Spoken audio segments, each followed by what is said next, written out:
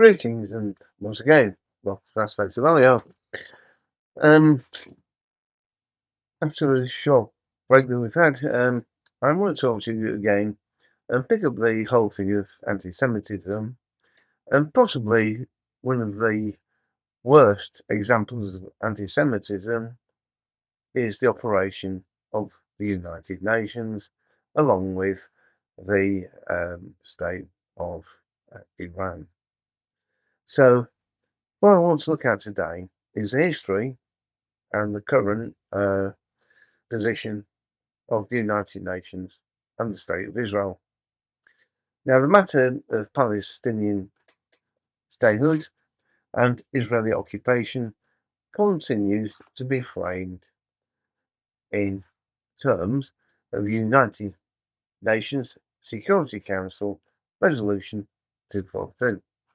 UN Security Council Resolution 242 was adopted in 1967 following the Six-Day War in order to try and establish principles which is hoped would lead to the solution of the conflict. So, after lengthy discussion, the final draft for a security resolution was presented by the British ambassador, Lord Cameron. The resolution has become almost iconic in its own right and is possibly the most misinterpreted UN resolution of all time. The resolution called for peaceful land and not land for peace. Let me say that again. Peace for land, not land for peace. The formalisation granted every state in the Middle East the right to live in peace within secure and recognised borders or boundaries. The point here is that peace must be established before territorial withdrawal, unspecified, or recognised boundaries. So, in fact, in reality, Security Council Resolution 242 is not the bogeyman of international law, but more importantly, is not the blueprint for a Palestinian state. Self-determination for Palestinians, so-called, appears nowhere in the resolution. Neither does the notion of an international conference to determine this particular matter appear anywhere. The second important element in Resolution 242 is it applies only to legally constructed national states. It does not apply to terrorist groups, insurgents, and more importantly, would be self-appointed governments in exile. The expression territories occupied, importantly, is not preceded by the definite article the. Neither is the expression on all fronts involved. Therefore, obviously, it's erroneous to apply Resolution 242 in the way that it is usually presented concerning territories administered by Israel since the hostilities. It is also clear that the so-called occupied territories do not fall into the definition of any of the terms embedded in Resolution 242. So, United Nations. The United Nations General Assembly passed more resolutions critical of Israel than against all other nations combined in 2022, contributing to what any neutral observer will regard as warped and one-sided focuses on the Jewish state during meetings of the Assembly.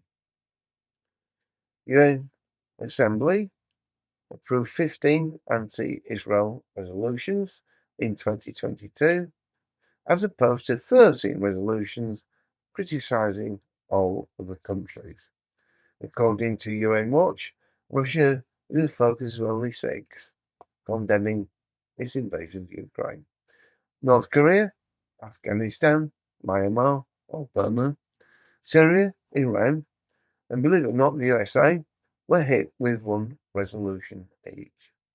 Saudi Arabia, China, Lebanon, Turkey, Venezuela, and Qatar, all who are notorious for abuses of human rights, were not involved to any resolution whatsoever.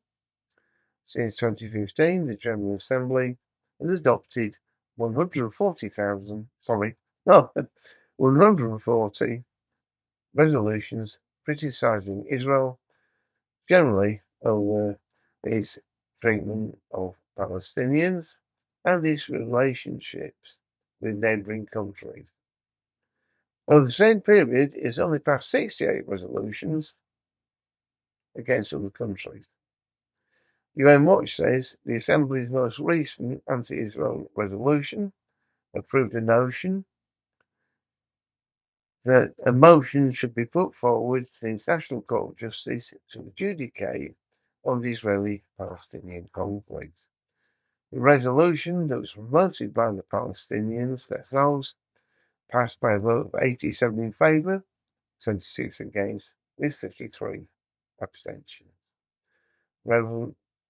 Resolution heading was that Israeli practices, settlement activities affecting the rights of Palestinian people and other Arabs of occupied territories needs to be looked at.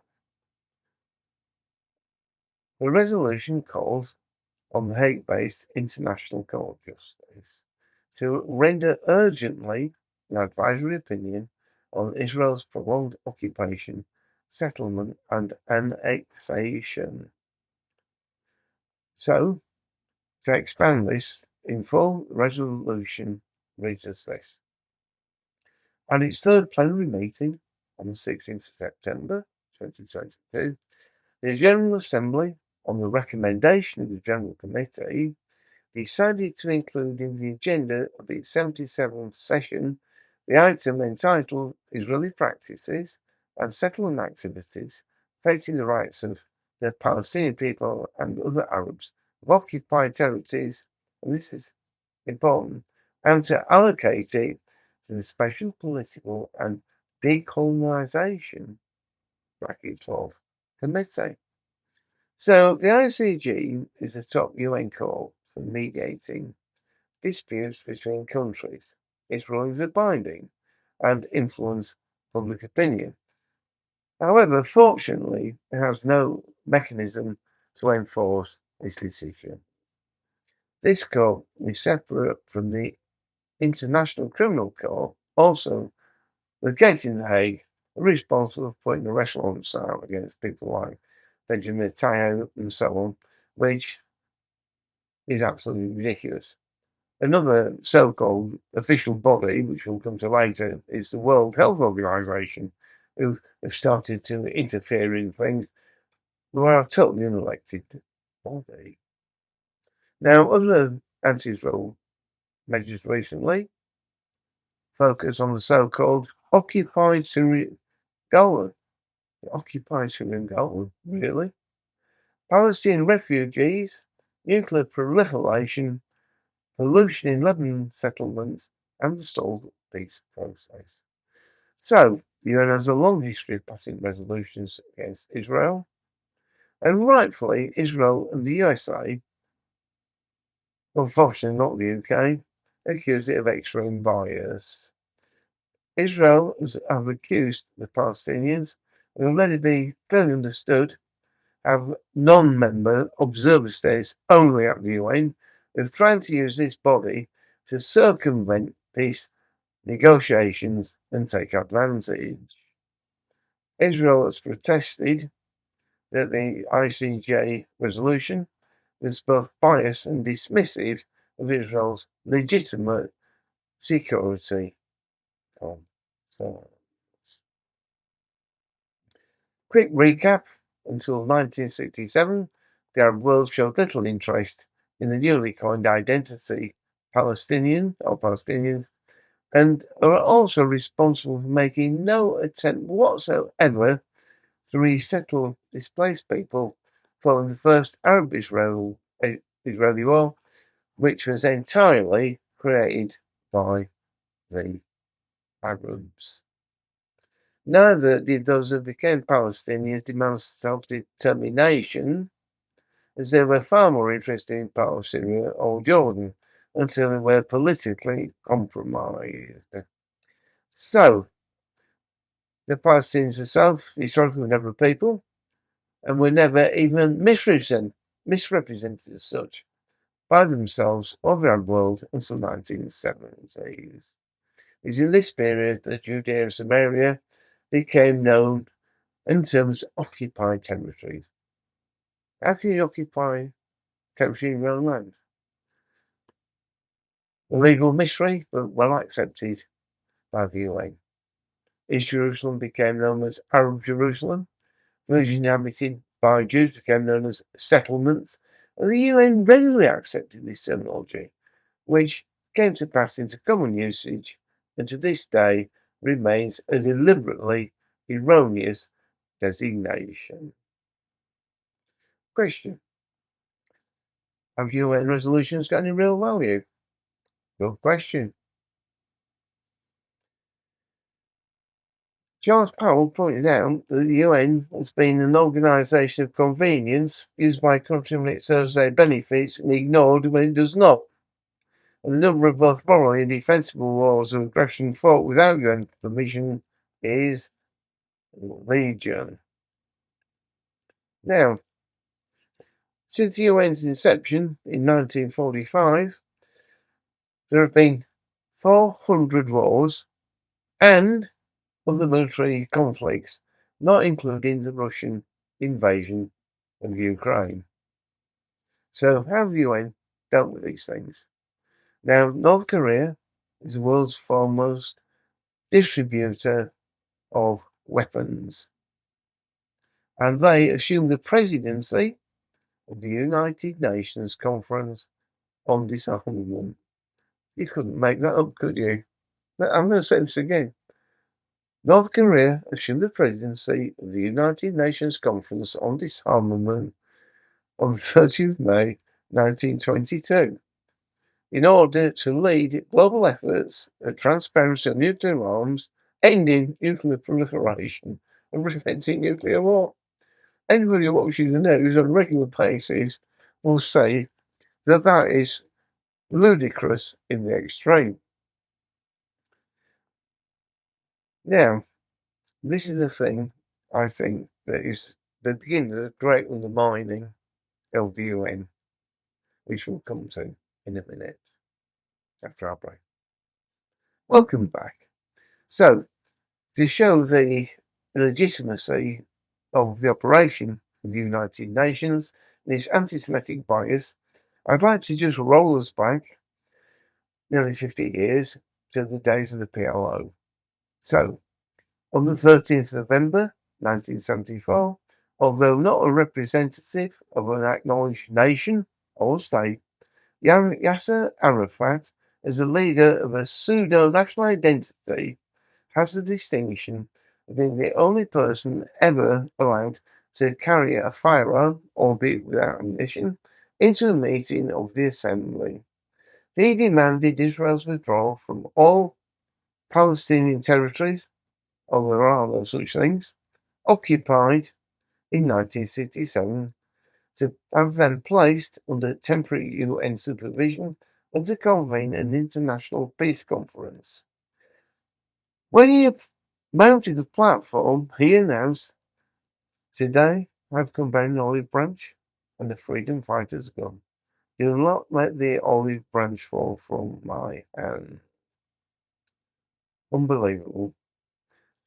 Some 20 years later, in 1988, the US Department of State cited that due to associations with terrorism, an application for a visa to enter the United States by request of the Palestinian leader Yasser Arafat will be rejected, and as such he will not be allowed to travel to New York to speak at the UN General Assembly. Hold your breath for a minute. Incredulously, the General Assembly promptly voted overwhelmingly to cancel the meeting and to reconvene 1 month later in Switzerland in order to give audience to Yasser Arafat. If you are a Christian, then there is no question that you owe a great debt to the Jewish people. Unto them were entrusted the oracles of God. What does that mean? It means, if not for the faithfulness of the Jewish people, we would not have this.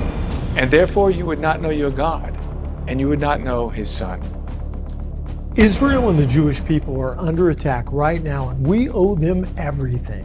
The least that we can do is support them in their hour of need.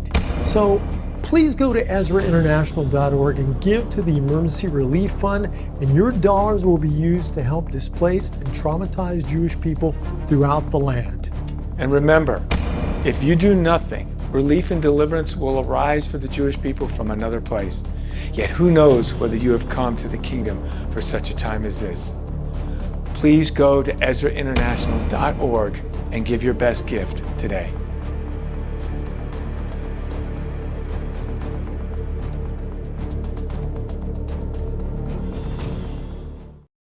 In 2007, Iran, that was then and still is racing towards an aggressive nuclear advancement, was appointed to the vice chair of the Disarmament Commission.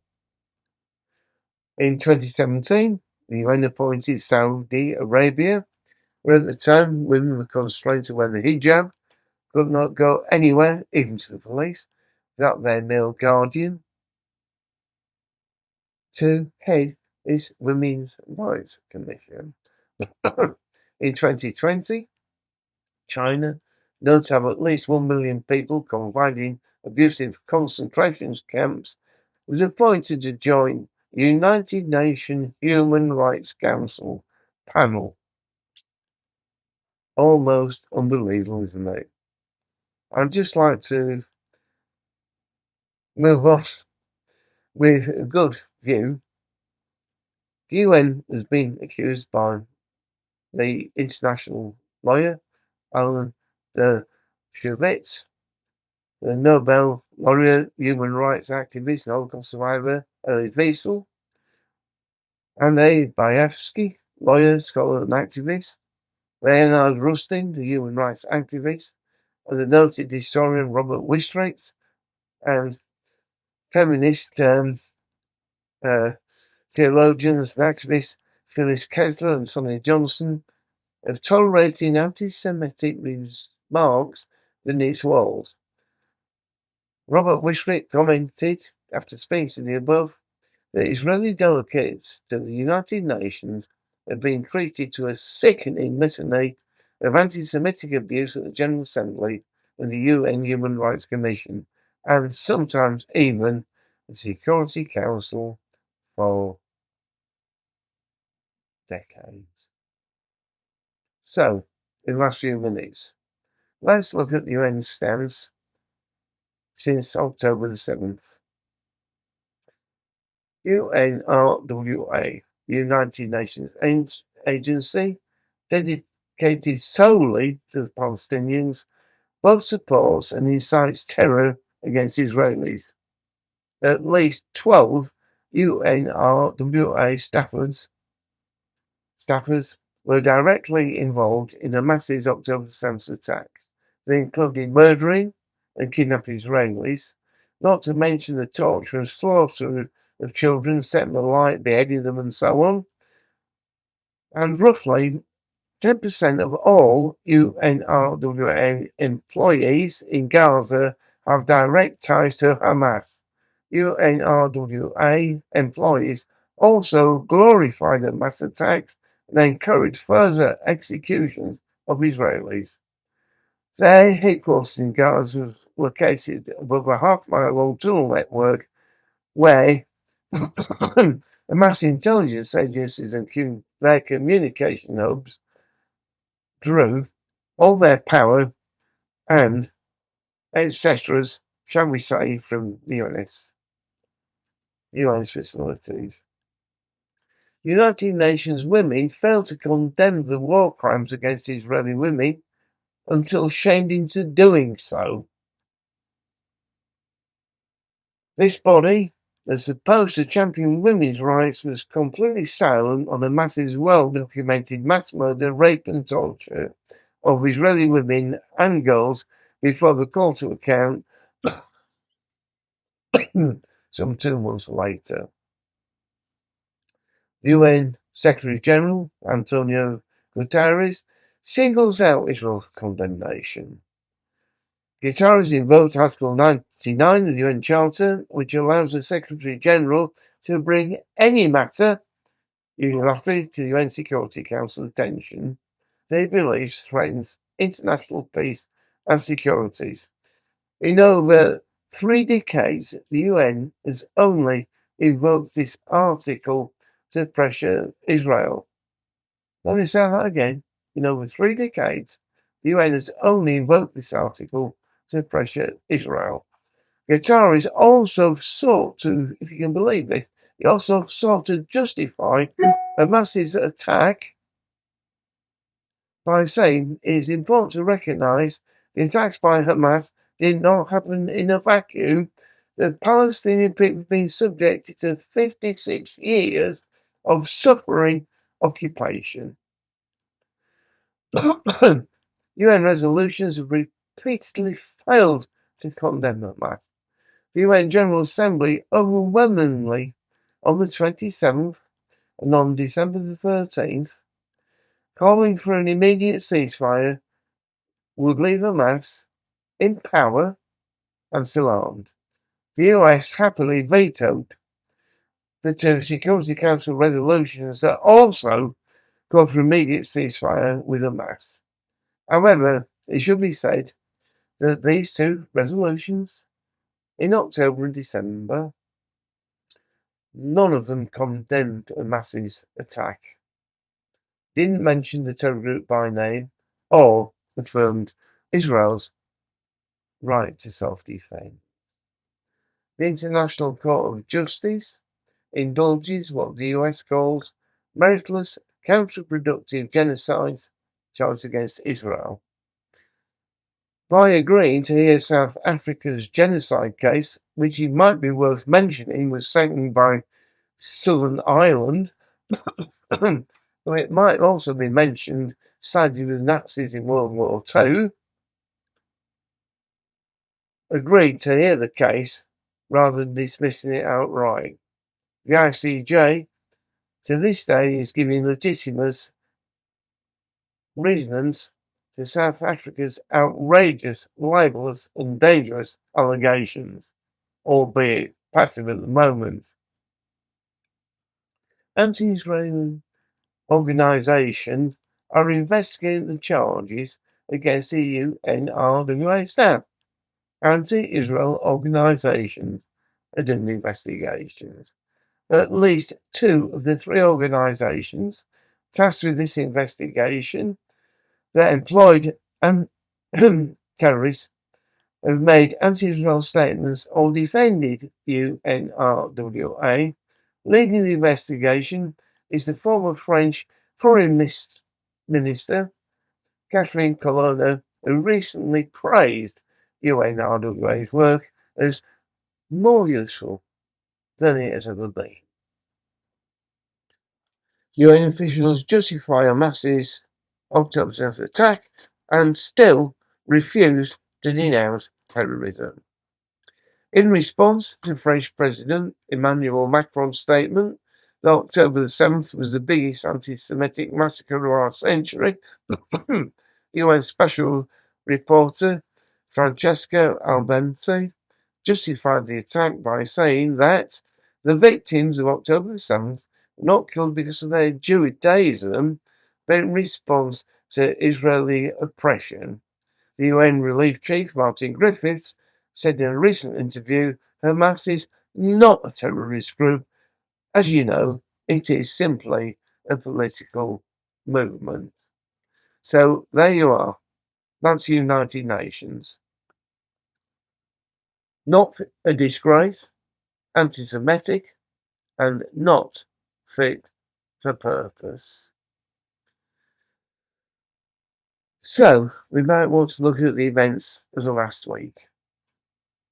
The UN are working overtime against Israel's plan to completely annex Gaza to take control of aid distribution.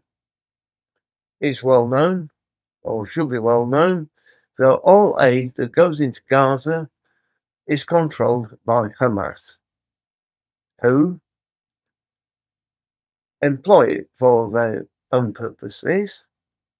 If the aid is financial, they take it for their own purposes, and mostly the Hamas, many of them don't even live there, live millionaire lifestyles.